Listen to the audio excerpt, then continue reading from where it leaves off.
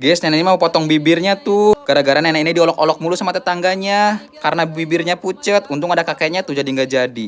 Tapi mau maksa lagi tuh dipotong bibirnya. Untung ada kakeknya lagi. Tiba-tiba cucunya ngeliat tuh di belakangnya.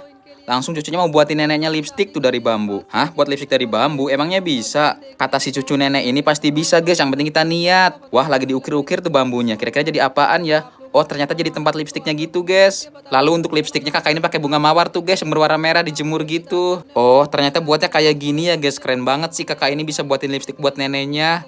Nah, udah mau jadi nih guys lipstiknya. Wah, karena kakak ini keren. Ayo guys, bantu tekan like dan subscribe. Karena kakak ini baik banget udah mau buatin lipstik buat neneknya.